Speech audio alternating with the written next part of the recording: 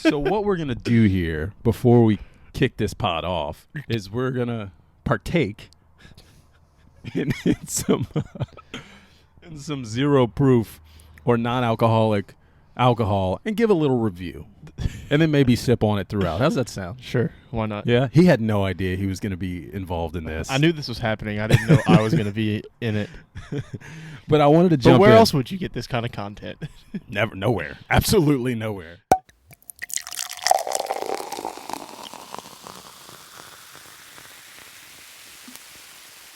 Hey, yo.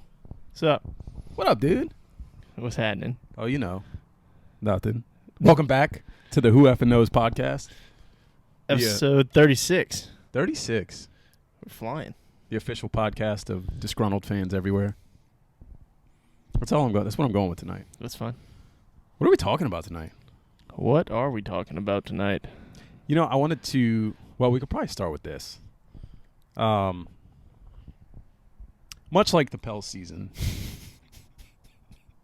I want to partake in something that looks very promising. Looks very promising. At first glance, you think, Is that a play on word? I like Yeah. that. yeah. At first glance, you think, oh man, yeah, I think I'm going to enjoy this. And then once you're in it, maybe you don't enjoy it as much. But what I'm getting at here is That's what she said?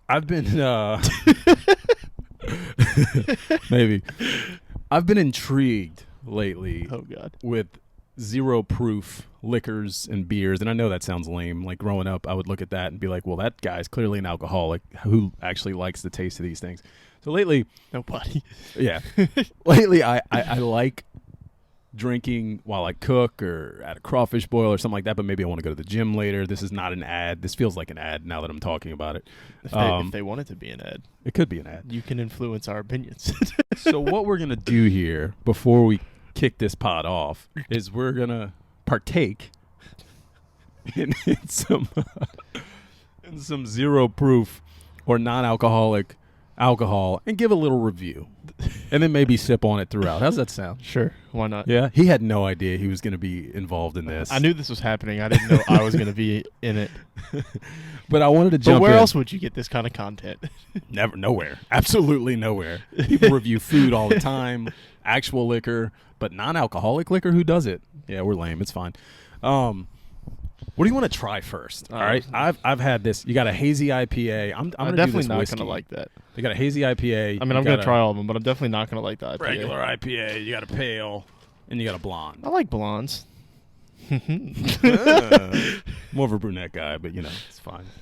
Totally fine. Good thing my wife Dig doesn't in watch there. this. Let me put this down. I'm gonna pour my whiskey real By the quick. way, partake, in case you can't see it.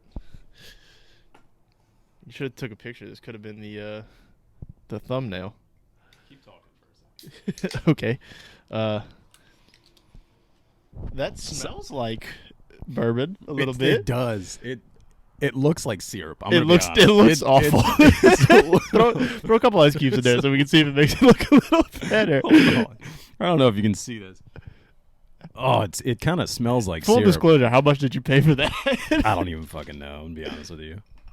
This is Ritual whiskey alternative. It's zero proof whiskey.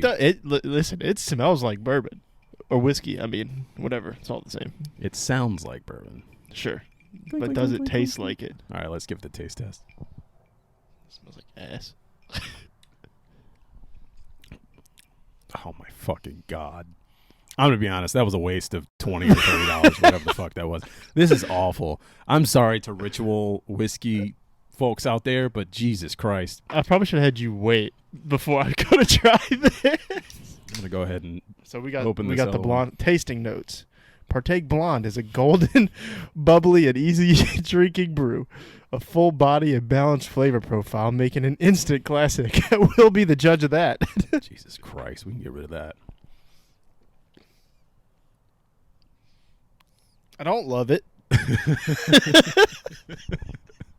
But I will say, it is not the worst thing I've ever. It's not as bad as I thought it was going to be. It doesn't taste like beer. I don't know what it tastes like. But it doesn't, like... I mean, I guess it does taste like beer, but I don't know. Like, I would never buy this. if that's what the review is supposed to be. I'll be honest. So this hazy IPA is not bad. I had this at a crawfish boil. This partake, It's not terrible. which intrigued me, and I was like, I drank it because I wanted to go to the gym after, and I was like, all right, I don't want to fucking. You be said drunk. watered down beer, and that's pretty accurate. Yeah. That's pretty accurate. So what it is. Instant classic. I'm gonna have to go and Yeah, fight back on you know that what? a little bit. I'll respectfully read this bourbon bottle. All the oak, vanilla, caramel, and soul-warming heat of whiskey without the alcohol or calories. Or the fucking flavor. I'm going to be honest with you. It tastes nothing. That's the problem. It doesn't have like terrible. I'm not even going to does take the another IPA sip of have this. like an IPA? It does. Well, like- this, I don't know. Try that IPA there. We're just gonna open. Let's fuck it. I don't care. What a waste. Either we drink them or we don't. It is what it is. This is a sponsorship. No, it's not. It's totally not. See, the IPA could be a little. Oh wait, let's read. Let's see. Partake IPA. Does that have like a special IPA? It's a hazy IPA. A little hazy action. Okay. You know. what Partake actual beer IPA does to you. balances citrusy hops with a subtle malt backbone. It's light. Jesus, lighter than watered down beer. Let's get. People have already turned this fucking pile off. They're light. done. It's light, bubbly body, and dry finish, making it an all-day sipper. All-day sipper. It says that packs an incredible amount of flavor. All right. Listen, they got a good marketing department. I tell you that. I've got a comment once you sip that, and then we're going to get into the real conversations that we're going to have tonight. Any good? This tastes like a beer. Exactly. So this does too. I'll be honest. I thought the hazy IPA. I thought the IPA might. It's got that hop flavor. Yeah, it tastes more But- a lot hoppier. I don't like IPAs. It's like the one thing I really don't like to drink. I mean, you know me. I'll drink Yeah. anything. But our IPAs are my least favorite. But this one tastes more like a beer than that one does, for sure. Okay. I had I had this, and I had an Athletic Brewing like stout. It was like a chocolate stout, and it actually tasted like a chocolate That's stout. probably good. It tasted like chocolate milk. I was with, about like, to hops say in it. I chocolate was like, milk. this is weird. I don't even like stouts. It was the weirdest thing in the world. might drink this one. Anyways, Not like ever, but right now. right now, just tonight.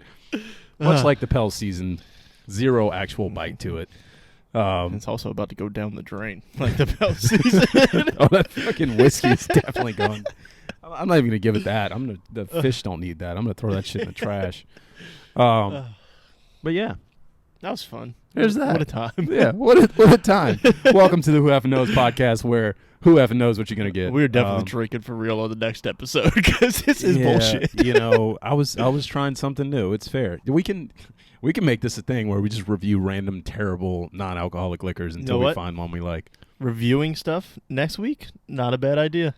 Not a bad idea, actually. We might do that. Look at this motherfucker. Right? Jeez. All right. Anyways, I had a thought earlier. We're going to get to sports talk. Just foreshadowing, we will talk Pels. That's what we're closing with, probably. Yay, close on a low note. On a low note. That's right. When's the last time you've been to like a fair or a carnival or whatever you see wanna the call fair it? over there? That's why I'm asking. Did that caught me off guard? I was like, "What the fuck's going on over here?" Caught me totally off guard. Oh So man, last time I've been to a fair, definitely in like definitely since I've met my wife. So we did Crawfish Fest in Chalmette. well, that's a festival. That's different. And I want to talk about that too, but go ahead. We call it a fair. We always call it it's Crawfish Fest, but we always called it going to the fair. Okay. I don't know if that's like a Chalmette thing. No, that's fair. Boom. So probably God, dad jokes within- and non-alcoholic beer. Where with- the fuck am I in life? within the last 5 years is the answer to that. Like an actual, I think everything, Strawberry Fest, everything in Chalmette is blank fest, Yeah. but we just call it going to the Okay. fair. So I agree, and that's a thought I had. So this is a whole other subject that I wasn't planning on talking about. That's a thought I had and why I said carnival/fair. Because if you go to other states, right? When I was growing up, everything was a fair. Like those little tiny things were fairs. Yeah. Strawberry Fest was basically a fair. If there's rides, it's a fair. Right. I was like, oh, the fair. Yeah. This is like a little tiny carnival thing. Whatever. The reason I was asking though is this fucking thing annoyed the I'm not gonna lie, I was annoyed. Just randomly pops up in the parking lot of my gym. Yeah. And I'm trying to get to the gym, and I'm like, how do I get to the gym now? Like, what is this thing here on a Thursday night? And people are there. Yeah. fucking North Shoreans, man. It's What not are you the guys first time doing? they've done it. They've done it a few times, but I forgot about it. I just driving by, it just popped up all of a sudden. I was like, okay. Yeah. Like, now my kid wants to go to the fair, and I'm like, no. So what it did lead me to, though, is I had a thought. Mhm. What was your favorite thing about like those little carnivals? Not necessarily festivals, because I'm going to talk about that too. What's your favorite thing about those little carnivals? The games. The games? The games. I was just about to ask you what was your favorite game. I liked, hindsight, I like the idea of me winning a goldfish and forcing my mom to have to deal with it. That seems fun. That game was fun. Some of the games, because, all those games are rigged, or at least there's a trick to them. And as a kid, you don't fucking know the tricks. Now there's, I bet you know what? I bet these kids these days are beasts at those games, because there's like TikTok pages that teach you how to beat them. Yeah, just the games in general. I don't know that I have a specific. I used to be good at the dart one. I once won a Nelly album covered poster from the dart game that was on my wall in Chalmette for probably 6 years. That's pretty cool.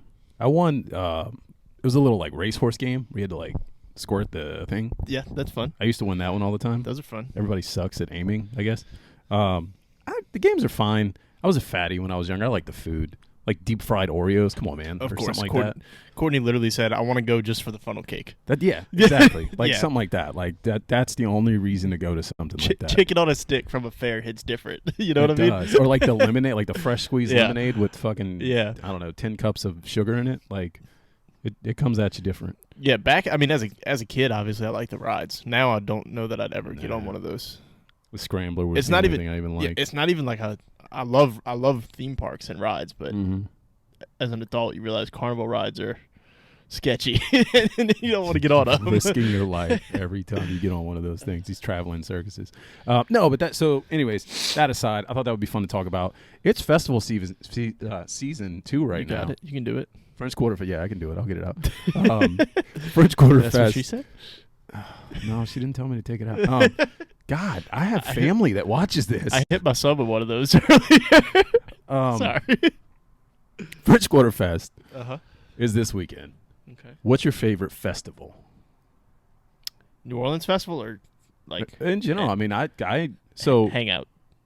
okay, Hangout was my favorite. that's a music fest, but yeah, that's fair. All right. Listen. No, so is French Quarter You keep Fest. asking me what's my No. favorite this. I give you an answer. No, that's that's- technically not what we're talking about. That is what we're talking about. You're not wrong. You're not wrong. I guess I'm thinking like Louisiana though. In I particular. like French Quarter Fest because I used to when I worked in the quarter, I was somehow always working French Mhm. Quarter Fest, and I don't know if it's just because I knew like all the vendors and got the free food because they all used to park at the hotel. But I just like local jazz Yeah. music and stuff like that, and just going. It's one of the few times I didn't mind dealing with the crowds out there. Yeah. Like it's extremely crowded. Like sometimes it can be. I don't want to say as bad as Mardi Gras because that's Yeah, that's tough. ridiculous, but it's crazy, but it's still fun. Like just going to Jackson Square, getting some food, and then hearing some live music. Yeah. You can't beat that on a nice day, you No, know. not at all. And I actually 100% agree. That's why I asked the question. French Quarter Fest is by far my favorite because it's free to get into. Yeah. You can still hear all the bands. The crowds aren't as bad as Jazz Fest. It's not as miserable as Jazz Fest, no Never matter been to what. Jazz Fest. I listen. People because love Jazz because Fest. of the crowds is the only reason I've never gone. Jazz Fest crowds, and then the fact that it's either like baking in the sun because there's no cover, or like you're getting stormed on because there's no cover, Yeah. or like one year I went saw Maroon 5, which surprisingly was like pretty good, but it was Surprisingly, Maroon 5 has bangers. It was, dude. That's what I'm saying. It was pretty good. It was freezing cold, and it was like muddy and like gross, and it was just like it's just not. It's never been a good experience. And then seeing pictures of like the Elton John year where like you couldn't even move. Yeah. It's like man, like it's just not my thing. That and then like Gretna Heritage Fest because it's like a much like scaled down version of like Never been to that either. Jazz Fest. It's not the same, but Yeah, we do. We used to do Hangout every year. We always did. Courtney's brother or her dad they're cops, so they used to like work the detail for Voodoo and would just kind of allegedly sneak us in the back. So There you we go. used to go to Voodoo, and never been to Jazz Fest. My mom used to take me to Swamp Stock as a kid, It was like Swamp it was like a Stock. country fest. Tell me more. I couldn't even tell you where it was. It was something that like Tim McGraw used to always do. Where he's from, like Start or something like yeah, that. he's from Yeah, so I it don't was know, like Louisiana. wherever it was around wherever he's from, and it was just like a muddy field, and you just kind of went. Sounds like it. Swamp Stock. Is that the place where like I've seen videos of people like riding 4-wheelers through mud and there's like Yeah, I couldn't do it. concerts. This and- is I was probably 8, 9 years old at the time. I don't remember. This just be honest feels with you. very hillbilly, and So, I love it. I'm gonna It's be just honest. me. My mom. My mom is a huge Tim McGraw fan, so she kind of raised me to be that. Yeah. And we used to go to all the concerts. If he came within like driving distance, we were going. And that was something we went to one time. I remember it. I don't remember all that much about it because I was so young, but I remember going. Yeah. Never been to a Tim McGraw concert. Oh, you're missing out, buddy. I know. I've actually always wanted to go. I had tickets. I think he was at Voodoo a long time, or was it Jazz? He was at Jazz Fest. He was at Jazz Fest a long time ago, and I had tickets, and I tried to get my dad to go with me. I was younger, and my dad didn't want to go, so I just didn't go. Yeah, we've I been was bummed. So, been the- Dad, if you're listening, I love you, but we should have gone to the damn concert together. been over 5 Asshole. of them at least. Like, yeah, good times. I feel you. Yeah. So I don't know. The festivals though in general, like I was talking about the food for like the little carnivals and fairs. I mean the food at like French Quarter Fest or like Jazz Fest, like that shit is just so Did you good. do Like, Fried that's Chicken another- Fest the first year they did it? No. Man, I do you want did to not. talk about chaos? Really? There was no organization. They did it. I'm blanking on the name of the Lafayette Square, I think is where they did it. That's the little small one, right? Yeah. Yeah, that's where they have, did it. Like Wednesdays at school. Yeah. Yeah. So they did it over there, and they're just had to be at least 50 different vendors, right? And you can imagine the amount of people that come to Oh yeah. Fried Chicken They Fest. probably like Dude, you really couldn't- underestimated. Everybody ran out of chicken. The good spots ran out of chicken, and you couldn't the lines were crazy. It was terrible. Like, it was one of the worst experiences I've ever had. Then they moved it to on the riverfront, Waldenburg or whatever it's called over there, and that was a little better because it's a little more Yeah, spaced out. it's huge. There's a big stage there for the music and everything. So Fried Chicken Fest is cool because fried chicken, but I feel you. we need some more. It's always usually on my birthday too, so that's fun. I feel you. Anyway, We can get to real topics. okay, I just wanted to have fun for a minute yeah. because we're not going to have fun here. You ready to talk Pels? No, I thought we were done with that, but We- okay, let's do it. no, This is we're- the last time. We we're- are putting a bow we're on putting the a bow on Pelican it. season until off season. That's Stuff exactly what it happens. is. That's exactly what it is. Before I And have we get more false hope. yeah. Listen, I talked to you guys about my positivity. I tried to will us to victory, Sucks. and it didn't. It was not happening. CJ McCollum be damned. So I have a game that we're gonna close the Pelicans discussion with, but Okay. before we get into that, do you have thoughts on the game itself, like the actual play-in game we just had, or any thoughts on the season, or anything you want to just let go of? I mean, we kind of talked about it the other day. We kind of foreshadowed everything in a way, I guess the big questions, is the season a failure? Yeah. I saw somebody reply to us and say that for the players, no, but for the front office, yes. Mm-hmm. I don't necessarily know what they mean by that. I think if I had to guess, venture to guess, players playing through adversity, you could say the coaching staff is out also coaching through adversity. But Yeah. I don't know. What do you do though as a front office when you lose your 2-star players for more than half the season at a time? What? Do you have a better plan? The only better plan is to just not have those star players and have So- other star players. All right, so you can kind of go step by step here of where things went wrong, I guess, right? I get one of the biggest things you're going to see people say is they should have made a move at the deadline. So hindsight, I guess. There was no move to be made. We had that discussion. We say that, right? But the Lakers rebuilt their whole team with way less than what we had. Yeah. Think about it. If you could have got just what the Lakers got, the team is a lot better. Granted, that's not trades that I thought we needed to make. Well, we were in those discussions reportedly for those same players. Yeah, and that's something else I always say too. Everybody's like, "Oh, we sat still." I'm like, "You don't know." Like, you don't know that we didn't put out an offer. Like, and yeah, on paper we have everything better to offer than most teams in the league, but you don't know. There could have just been there's definitely scenarios where like two GMs just don't, negotiate well with each other and things like that, and they'd rather negotiate with the Lakers, or you know what I mean? There's different options or things that could have happened that led to us not getting the players that we wanted. You can't just sit there and say, "Oh, we didn't try." Like, you don't know that. You're not in the room. You don't know. Do you think? Because it damn sure seemed like it. Do you think other GMs, not to go all conspiracy theory, but maybe wanted to help LeBron a little bit there? I don't know. You think that the GMs are like Team LeBron? I don't fucking Or know. I you don't don't- know what. I see. If happens you're anymore, if you're man. if you're saying like if you're looking at it as like a conspiracy theory kind of thing, I look at it as I think GMs kind of dislike LeBron for how he changed the way the league works. So I don't know that they'd want to help him, It's a fair point. but I don't know that they'd look at it as helping LeBron. I think that the owners are more That tied makes sense. in. Maybe they like Genie and want to help the Lakers. Yeah. You know what I mean? I don't know. I could also see Griff kind of being like somebody that roasts people the wrong way. You know what I mean? Like, if he starts spewing that used car salesman shit, like, they'd be like, yeah, no thanks. But I don't know, man. That's like the first thing people are going to bring up is standing pat at the deadline. Which, yeah, now that sucks because the pick you held on to It's not. it just becomes next year's pick. Yeah. And I can't imagine the Lakers get worse. No. I don't know how long they have all these guys they traded for, but if they have most of them, they're a good team from jump.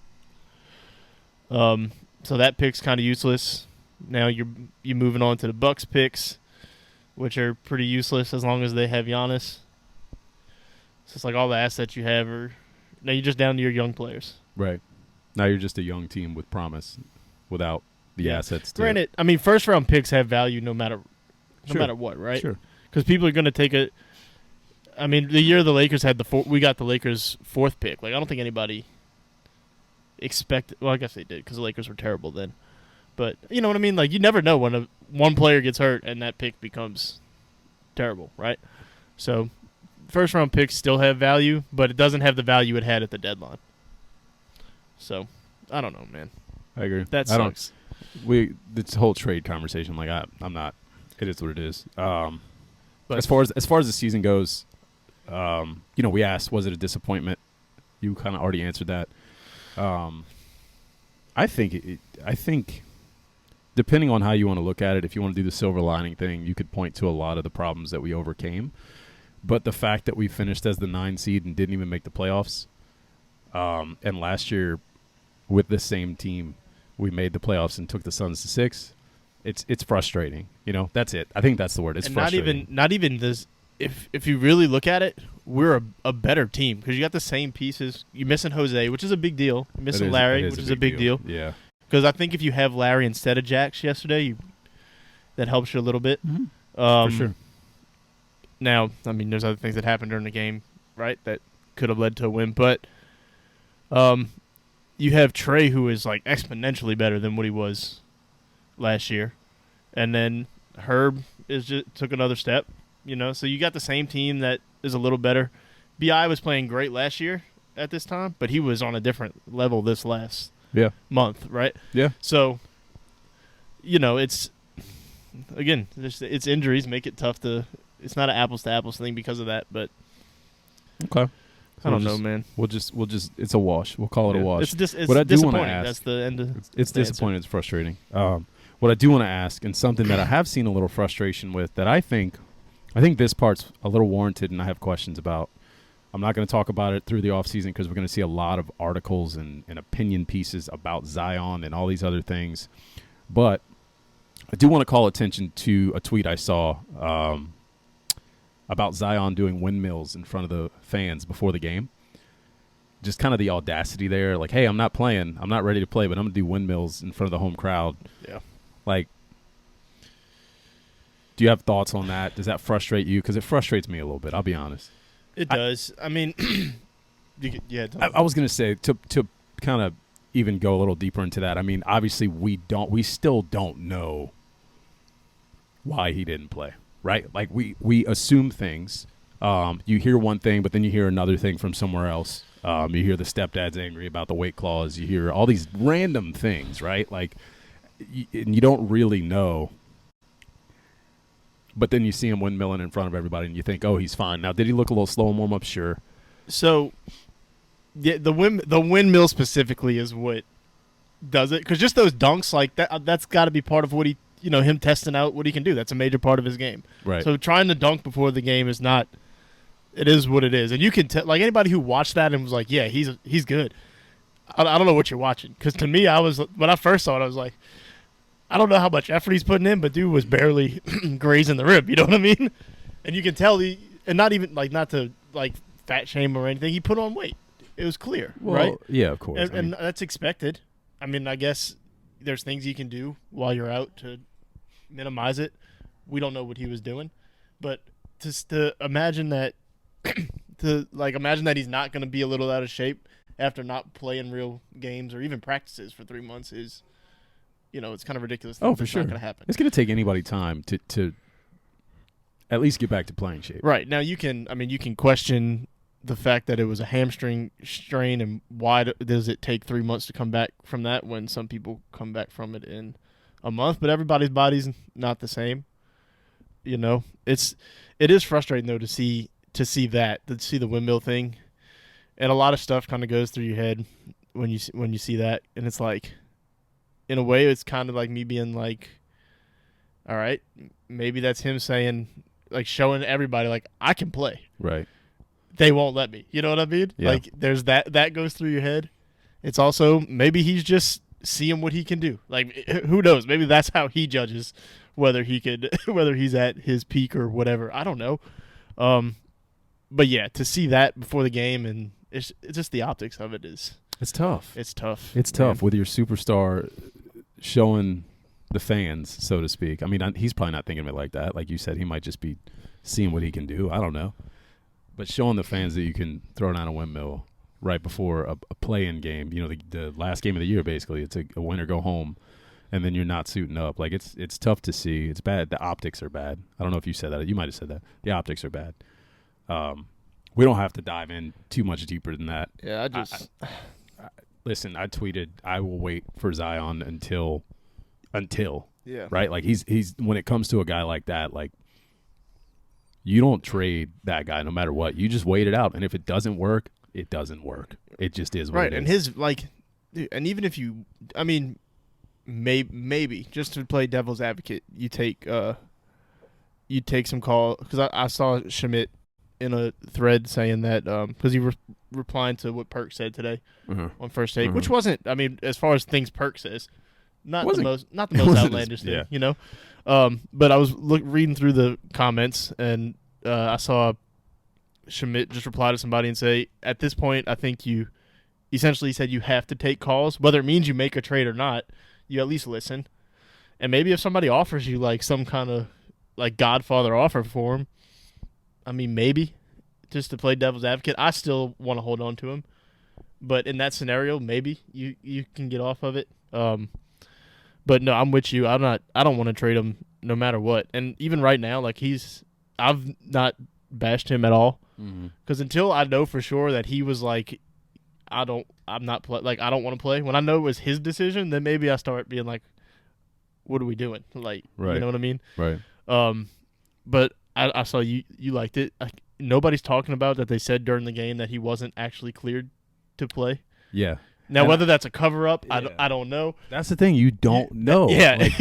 The reporting has been so back and forth from the organization, the words that have come out. And Griff is normally a guy that's very, very particular about what he says and what he puts out. And it's just odd. It's is somebody being protected? A part of me is I think he's not meeting conditioning metrics, and they don't want to say that because they don't want that whole Zion's fat discussion to start, which is happening nonsense. anyway. It's going to happen anyway. But you can't. So maybe they're protecting his reputation to an extent. I don't know. Yeah, it's just like nothing they've done has really helped. Like, honestly, I wanted to hear from Zion, but if it had stopped after the day Griff came out and cleared everything up from that non-update, I think we'd be in a better place right now. Yeah. Because I think Zion actually talking made it made it worse. Because you got the people that, if it is just like a mental health thing, you got people that are still not accepting of that, right? And I mean, I guess rightfully so. That's kind of a new thing. People are trying to come to grips with that, I guess. Like, I understand it, but I mean, I guess I understand it taking other people, like old heads, a while to get used to that. You know what I mean? Well, the sports world, the mindset, the bravado that comes with being an athlete in any capacity, football, basketball, baseball, whatever it is, if you're not dying, you play. Like, that's just the old adage, right? Like, you're going to war. Like, there's all these things that people would use to describe. And to kind of, I mean, so move past this and probably transition into something else you had, then you have somebody else on the team playing with multiple injuries that are worse, you know, in a way. And then you got him. Sitting over there. And I don't know, man. CJ did have some interesting words after the game that would make you think. CJ's pretty blunt. You know, he's not one that has minced words in the past. I forget exactly what his words were, but it was like, man, like, you know, I'm out here. He said we got to find ways to be available, be on the court, do the things off the court that make us be able to be on the court. Like, that's almost word for word what he said. Yeah. And it was following up him basically saying, like, I played with a shredded shoulder and shredded thumb. And, you know, it's like, hey, look at me. You guys should have been doing this. Is how I took it. You know what I mean? Like, and that's tough from the president of the I don't know, whatever you want to call it. At the same time, that's what you want from a vet, though, right? Like, but I think, like, do you do that externally? I imagine he's tried. Do you think he's done it internally? Like, hey, I imagine when he first got here, he had talks with Zion. Yeah. And maybe Zion's still kind of doing his own thing, and now he's like, listen, I tried one way. We're going to try it this way. That's fair. You know? I don't know. Or maybe he just was saying that and wasn't taking a shot at anybody. And maybe. It looks bad. Maybe, you know? Maybe, yeah. Maybe he's not thinking. He's just, woe was me there. Right. All right, let's play our game. Yeah, we're at 30 minutes. We're gonna kill this out. So, name of the game is Keep or Kill. Keep or kill. Keep or kill. Well, it could have been keep or cut, but like some people would probably come back at us and be like, "Well, you're not going to cut this person; you'll trade them, or you just won't." So we'll just kill them, or blah blah blah. So, in terms of kill, I just mean like kill the relationship. The original name was Stay or Go. Stay or Go. Well, I'm calling it Keep or Kill because it's more aggressive. Let's go. We're gonna hop around. I have the Pelicans roster pulled up. We're gonna go one by one, and we're gonna stay or go. I mean, we're not going all the way down to like Darius Sebron. Oh, we're going all the way. No, we don't have to do that. Keep. All right, let's start. I'm going to start with, well, this is an obvious one. I'm going to start with Jose Alvarado. Keep. All right. And we don't have to go deep into it. We could just one word, move on. I'm also saying keep. So are we saying like what we think they'll do, or what would we do? I think. Or if there's, I guess for the bigger names, there's kind of both. We can kind of deep dive. Yeah, that's fine. That's fine. Najee Marshall. Is he a free agent or? He's got, what's the red? The team option. He's got a team option. I'd keep him. I can't imagine it costs much to keep him. Nah. I feel like there's a role for him on the team. He's a serviceable bench player that, I mean, you probably don't want to get too many minutes, but if you have to, you can trust him for a few games. We've seen that. Okay.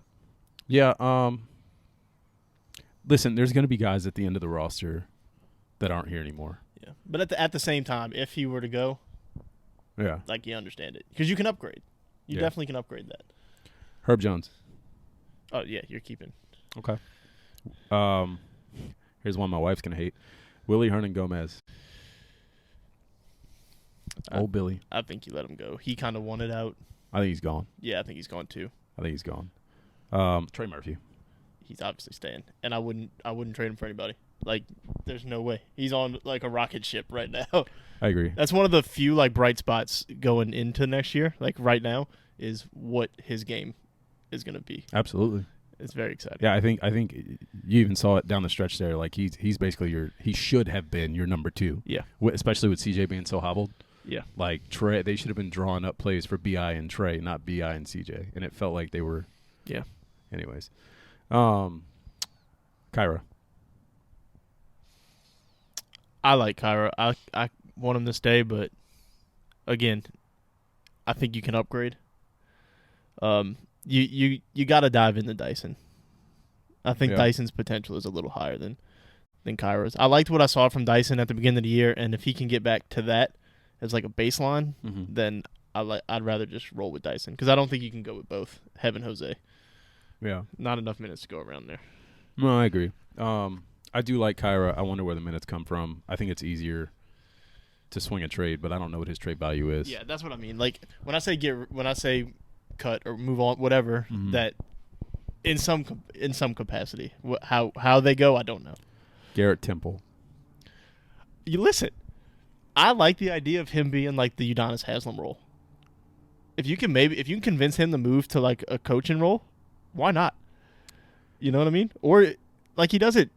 There's always a spot. Listen, Miami's been keeping Udonis Haslem on the bench for forever, like 10 years now. I don't hate that. You don't want to ever have to play him, but there is a role for a veteran like that. Now, sometimes you can convince those guys to just go be a coach, which I'm sure he would do. He's from here. Like he'd probably rather his family's still here. He'd rather stay here, I'm sure. I'd find a way to keep him around. Whether it's as a player, I don't know, but I'd find a way to keep him around. I don't hate it, but I go back to the thought that, how much are they going to overhaul this roster? Like some of these guys are going to go. Right. But if they do, if they bring in some new young guys, it's nice to have him there. Right. Well, you got to think because EJ is definitely going to have an opportunity. Well, keep going because which I skipped over him and Darian Sebron, but EJ, I think go to Jax. Yeah. Well, we'll skip Dyson Daniels because I assume obviously you keep Jackson Hayes. I think Jax goes. I think you trade him. I think you should have traded him at the deadline. Agreed. If you could have found a way to play him, if you could have found a way to package him and Devontae, would have been nice. I think he goes, and I think they kind of listen. They're obviously not the same player, but I think his minutes kind of go to EJ, and they try to put EJ in the forward role. It was like a small 4 maybe to try to fill that role. I think you've given Jax enough opportunity. If he goes be great somewhere else, then you know what's funny? I don't think you have given him enough opportunity. Like it's time. It's time. Yeah. But he didn't get the amount of play he should have to see.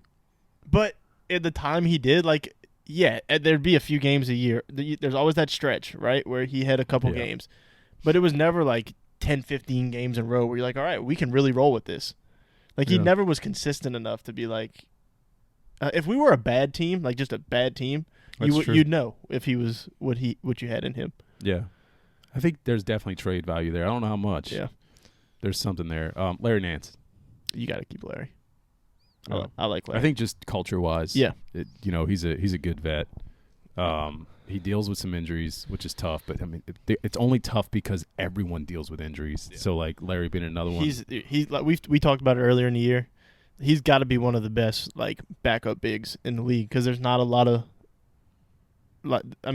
There's not a lot of good centers to begin with, right? Like, so to have a big that good coming off the bench, that if you have to start him because of an injury to your main guy, like you feel good. Here's an interesting one, Josh Richardson.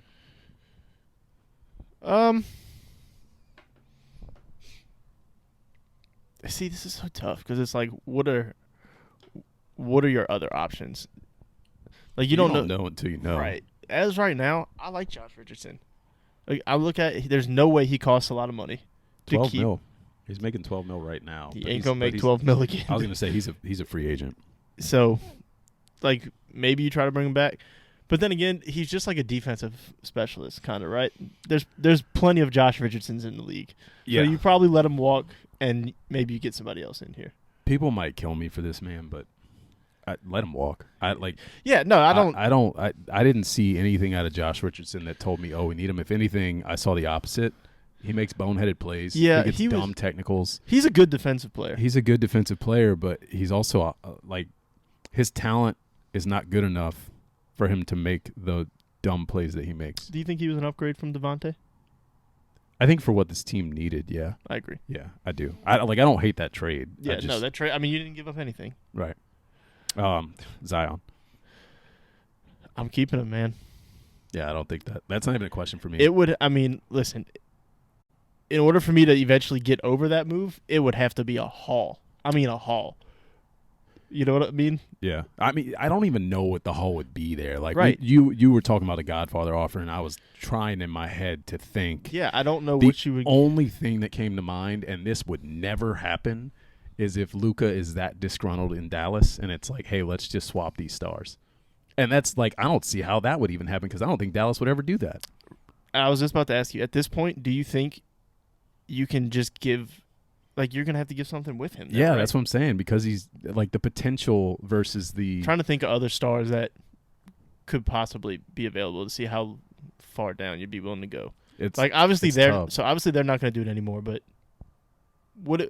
Shea, that level of superstar. Because Shea's becoming a superstar. He is. He can't shoot worth a lick, though. But No. but he's so good at getting to the rim that it doesn't matter. Yeah, like, obviously they're not going to trade him anymore. Mm-mm. But that was the thing. Mm-mm. Dame. No. No? I mean, no, but, like, there's no... So that's I'm just, my thing. Like, I wouldn't trade him for any of It's- this, but I'm trying to think of the level of star that you could possibly get in return. It's hard because it's so boom or bust with him. Like, if he's healthy, he is one of the best players in the league, and I'm not ready to give up on that. Yeah. Like, I will literally ride I mean, that. just think back to the beginning of the year. It was him or BI in Kevin Durant talks. Kevin Durant. Like, Here's the thing, and BI fans may hate me for this because BI clearly had a great run, and he's a great player. There's a clear difference between Zion and BI. Zion is a superstar. He's a megastar. Yeah. When healthy, which is, and everybody, I saw y'all commenting. I stopped commenting on the post I made because it got shared and people, like, haters started hitting it hard about Zion. Like, you're going to be waiting forever. You're going to die before that happens. Politics will get better before that happens. Like, all these dumb answers. Yep, and I'm still going to wait. I'm just like, okay, cool. Like, I don't know what any of you think is going to change about what I said. And I think we both understand that maybe that's a little irrational. It is. But man, listen, especially if he wants to be here, like, you can't give up on that man. That definitely changes if he comes out and says he doesn't want to be here, or if things get really bad and maybe he doesn't come out and say it, but like, it's happening behind the scenes. Like, yeah, this team has had 3 of those guys, right? Mhm. We had CP, Mhm. we had AD. For all we shit on AD, like, he was a guy, you know. He's not Zion, no, but we've lucked into 3 of those guys. right, The chances of finding a 4th are absurd. like, even if you are so bad that you get one of those top picks, like, that doesn't come around often. Yeah, no, a guy like Zion does not come around. Like, this might be homerism, but fully healthy, like a fully healthy season of Zion, you're talking like LeBron level of greatness. Like, all his numbers back it up, and he's only however old he is. Right. Like, you're talking that much of a difference maker, Yeah. and you can't give up on that. To Yeah. me, No, I agree. I 100% agree. I wish I disagreed because then we would have a better conversation here. I could play devil's advocate, but I'd be lying. Let's go. The next one, I'm going to skip one, and then we'll talk about 2 that are probably going to be the ones that are discussed the most this offseason. Brandon Ingram. See, for me, I agree with you that he's not.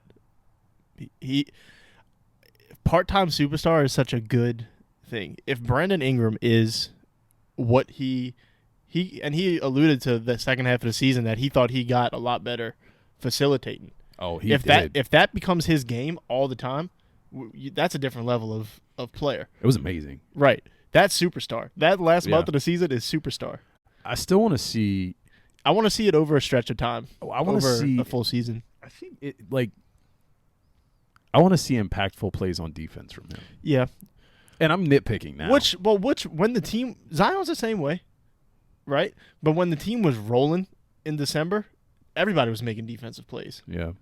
It's just, I guess it's just when the team is humming, and like vibes are high, Right. like guys are putting in more effort. Just human nature, right?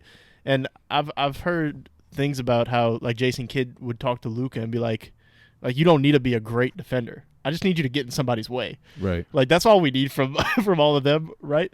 But no, I'm with you. That's definitely like the next level of his game is becoming a good defensive player. Like it's kind of the Kevin Durant thing where you're so tall, like you Right. should just be able to impact. That's the thing. Right. And that's why I chose that word, impactful defensive plays. Right. I don't care if he's a good defender. I don't need him to He's be never an gonna be a everyday lockdown good defender. That's not what I'm asking for. I'm talking about in big games, in big moments, understanding the situation and playing some fucking defense. Yeah. So the same conversation we just had about Zion. Are there superstars you're trading BI for? I don't know. I think You just something said- would have to be presented. It's If tough. it's I'm a homer because with he's BI. because Luka is the next superstar likely moved. You doing BI for Luka?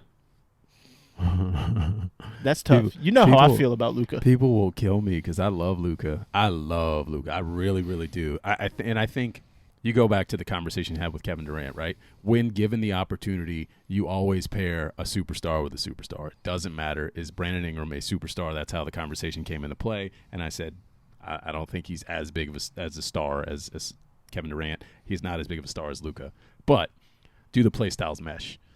That's where it gets tricky because like Luka is a tough, and I almost tweeted this out the other day, but I didn't know how to word it without going through like a thread. You know, right. Luka is such an interesting player because he needs that usage rate, or at least that's what we've seen so far, right? And granted, he hasn't had the greatest level of talent around him, and they've needed that. He also, if we can call something out, he also is never in shape. No, And but I at know times it doesn't matter. looking at me on Like camera right like now, that dude will drop 60 yeah. after looking like he just came from a Golden Corral. Oh, for sure. For sure. I'm not saying that he's not. Listen, like, he can't play not in shape. But can he? My thought is, can he? Say you can keep Bi and Zion and get Luka. That what? I don't know that it's out of the realm of possibility. If you throw a shit ton of picks, it depends on what the Mavs value more, right? Like you got young talent. You're moving Trey at that point. You're moving Trey for sure. Your spacing is not great. I don't know. You got three. But again, the fit. But my question is, like, my point is, if you have those three, like, say you can keep those three, right? Right. Is he willing to take, like, because his usage rate is going down, like down. Mm-hmm. Is he cool with that? Like, you don't know. Yeah. Is his usage rate going down though? You think? You think if they're all healthy, you think Zion's playing second fiddle to anybody? To Luka, yes. I think Zion's playing off ball. Well, you don't think point Zion works? Like there's No, I think there's he some does. interesting. I think he does, but I think that it's gonna. I think that it would. That's how I I'll would be play honest. it. Because you're not gonna stick Luka You in a want corner. you want Luka, like you want Luka on your team, but it's such a terrible fit. It's a terrible fit. But But you would again- rather. So here's how I look at it, right? And this now we're getting in the weeds. It's We got not the KD thing where KD is plug and play. We got two more players to talk about, but when I look at that, if for whatever reason you had Luka and Zion on the same team, which is wild to think of, you want Zion coming downhill off ball more than you want Luka coming downhill off ball, if that makes sense. This is a weird thing to say. It is the same style of play as CJ. Luka is the same style of play, that ISO ball, but on an elite level. It's the same style of play. Yeah. He can shoot free throws.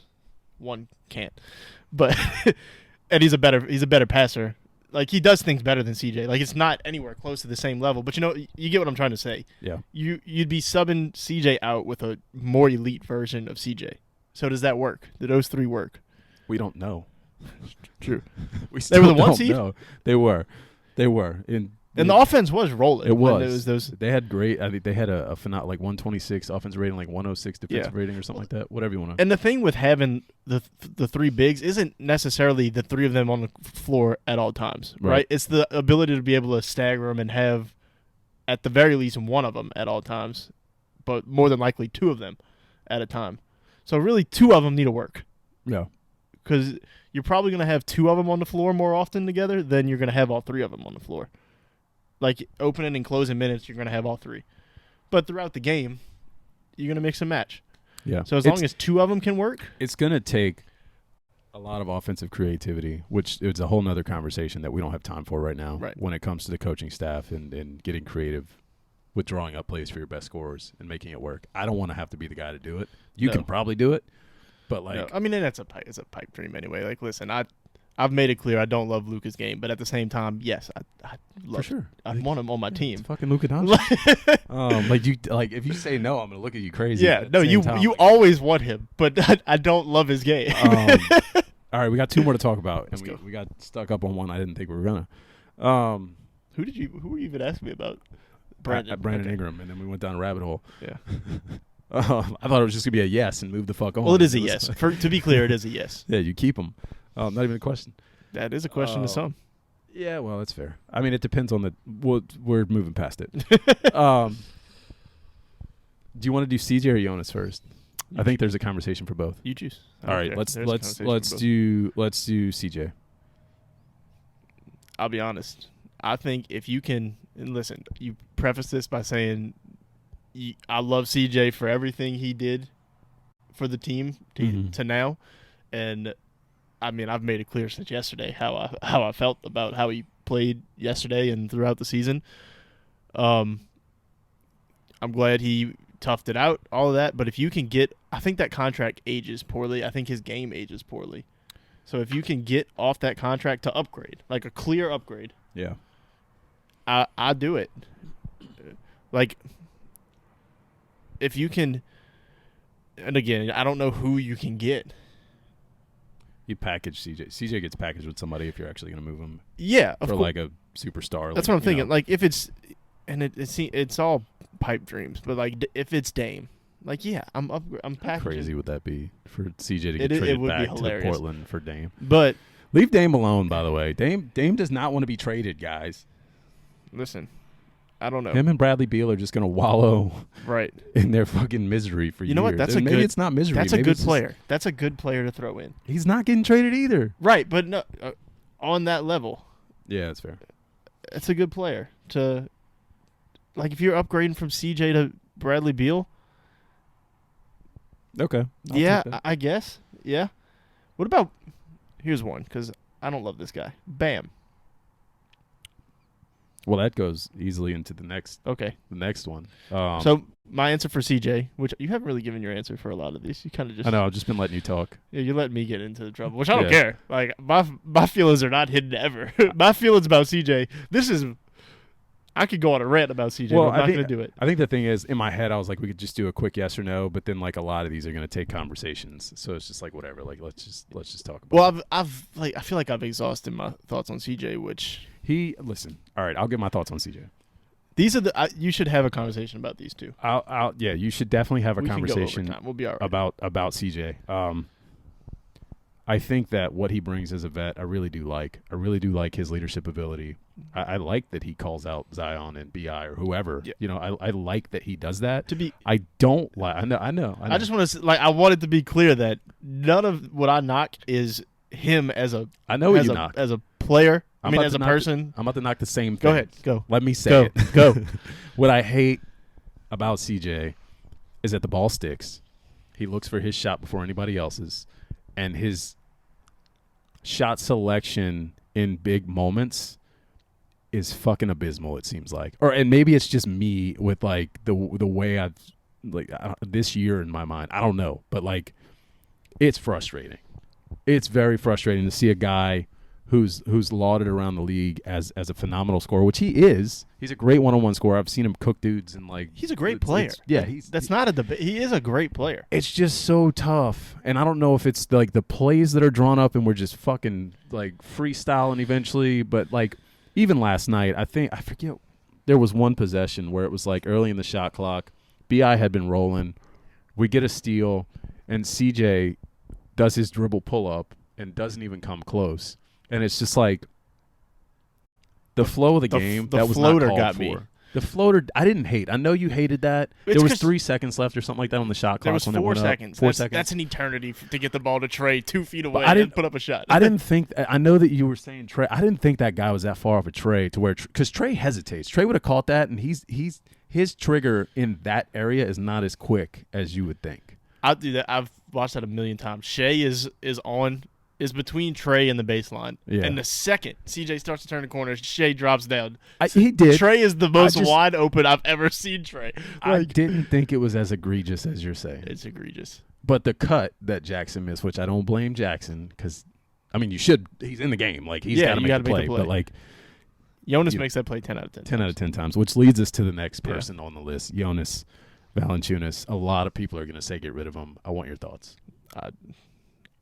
I think the game yesterday is all you need to see to say no, to not get rid of him. If they play through him like they should, it goes back to our conversation of, like, do you trade somebody because the coaches don't know how to use them? Right. You know, I don't want to get rid of Jonas because we know what he can do. That dude, like, legitimately could be an all-star if they just played through him like they should. He dominated. Right. He's got he's a liability on defense. Mm-hmm. You know, is it always on him, or is it just the positions he gets put in sometimes? You know, I don't know. Well, But- he's slow. Yeah, He's slow. Yeah. He's big. He's lumbering. He looks like he's hurt all the time. To be honest, I think he was really banged up this year. I think that's something that's being overlooked. He's not going to say it. The No. team's not going to say it. I'm pretty sure. but you're saying that, like, on a team where your two superstars are a liability health wise, like, to have somebody like that you know, granted it's a weird position to have somebody like that at, like a center right. position. You know, I love Jonas, man. I like that he's the only player on our team that will bang for a rebound. The Yeah. only one. Like, Yeah. I feel like we have the only rebounder we have is Jonas. Yeah.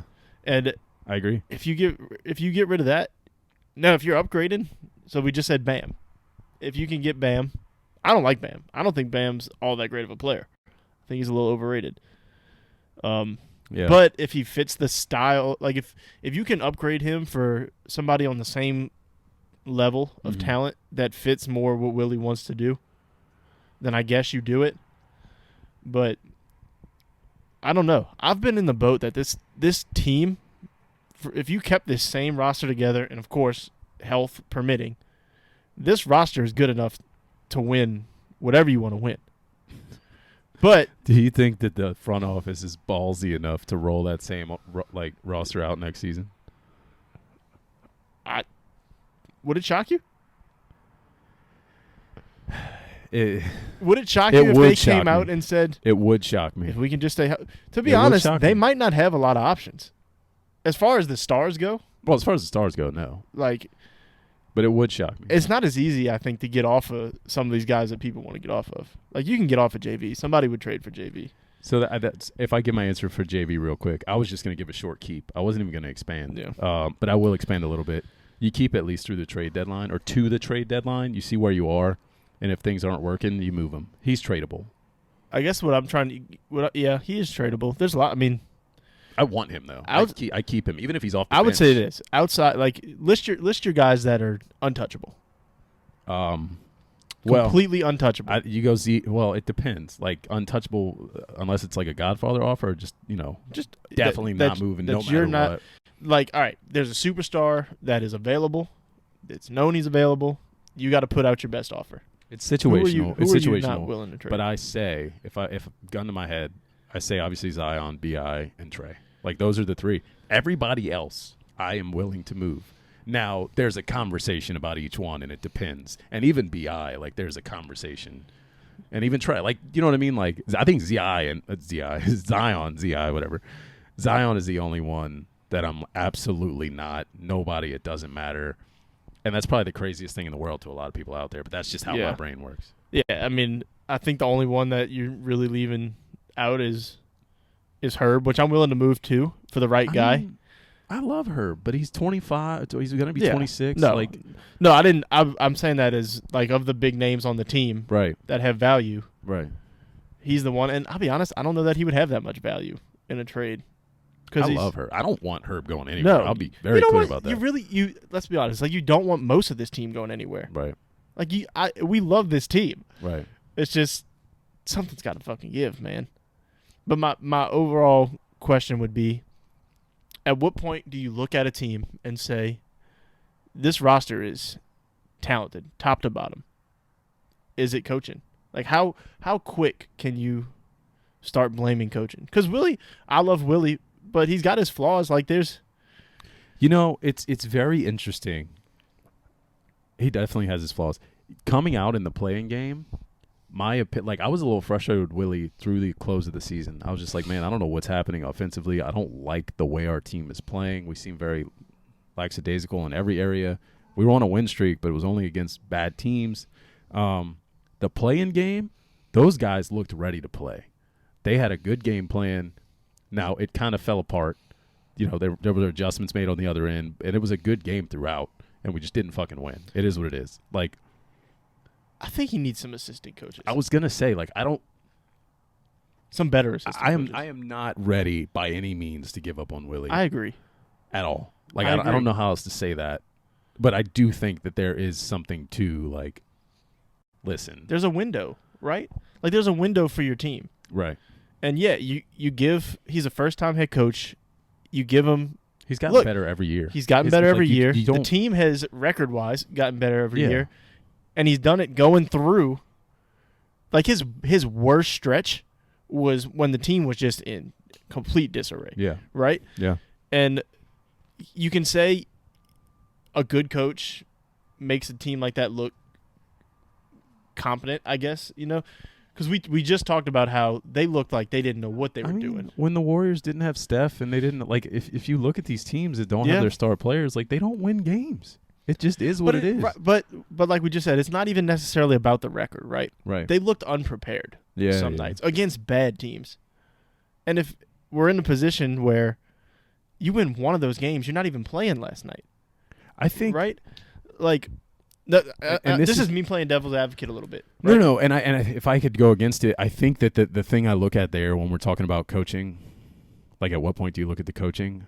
The players make some dumb mistakes. You can't coach some of this stuff out of these guys. Like, it's at the end of the day, guys are just, I don't know. I don't know. I don't want to dog anybody right now. But right. Like the play was there for Jax to make the pass under the basket. It's not made. Okay. Whether you agree or not, the play's there for CJ to make, maybe, instead of doing a stupid floater. Yeah. Even the last play, like, they're not going to make that long shot, more than likely, to tie the game up where they just throw the inbound pass out of bounds. Like, how much is it on coaching that we can't inbound a ball? I agree. Unless you want to point to are whatever the inbound play plays call not is. good? Yeah, I don't know. Like, it's different things. You go back to the Lakers game we lost when Matt Ryan hit the three in the corner. Like, that's not coaching. Trey, he's a young player, but you're told where to go. If you don't do it, like, that's on you. But at the same time, your team has a window, right? Before you got to start paying all these guys, and you're not going to keep them anyway. Right. It's got to – I think he gets next year for sure. For me, unless the first half of the season – unless the wheels come off. Right. Like, it's got to be rough. He gets next year, and if he doesn't get something done next year, like some playoff progress, I mean, unless I'm fully healthy is what I'm talking about for the majority of the season, then he gets kind of like that Mark Jackson treatment to me, where you just try to upgrade and see if somebody else can, like, he built the foundation, and see if somebody else can get you over the hump. Because that's a thing sometimes, right? Right.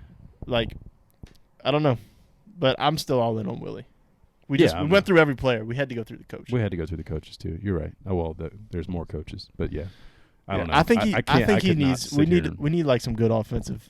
I don't know what he needs to just go somewhere, because what was he here for? No, I don't think you heard the I didn't hear anything conversation about him, with Larry when Larry joined the Spaces a while back, but it came up in the Spaces. They kind of asked, like, what is D'Antoni's relationship? What is he doing? And Larry was just kind of like, I don't know. He's like now I'm not a coach. I don't know the relationships they have. He's like, I can tell you he's not front and center. Like, he's not around the team. He's not around the players. He's not telling the players things to do.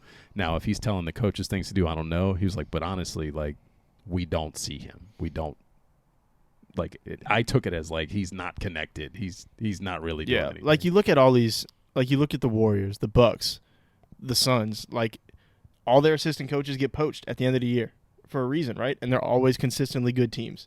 We don't have that right now. And you want to that's what you try to build. Like, you got your guy.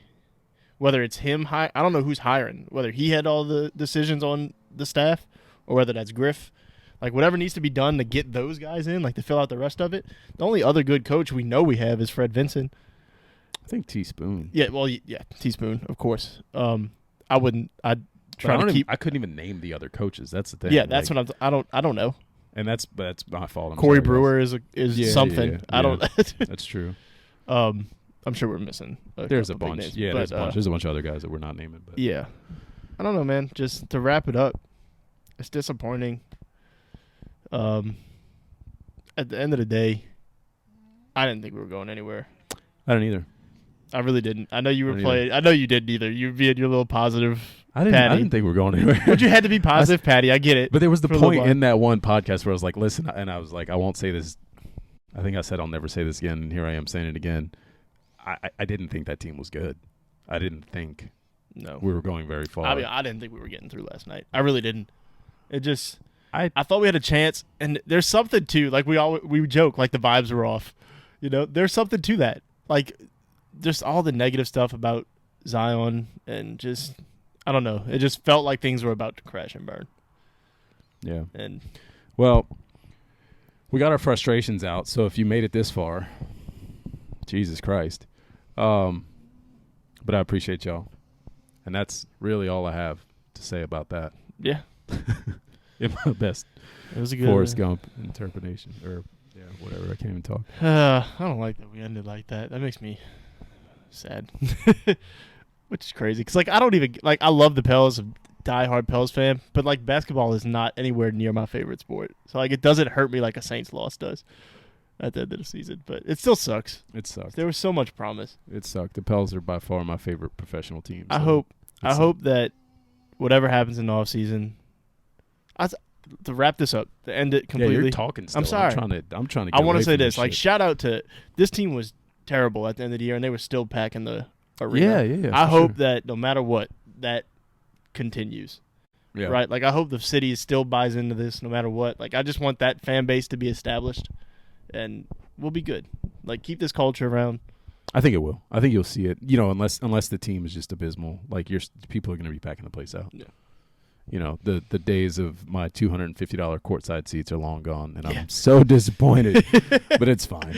It's the right thing. You're up in the rafters with the rest of us. That's not true. I still. I saw Rel talking about it. You're up there freezing your ass off under these vents with the rest of us. Nope. Man. I'll spend my $100 and something to sit down there in the lower bowl. It's fine. It's totally fine. All right, that's it. Close it out. You know, shout out to all the people who cover the team too, because it's been a logical way. I don't want to shout out the ones that do it for clicks. Shout out to all the other ones. That's fair.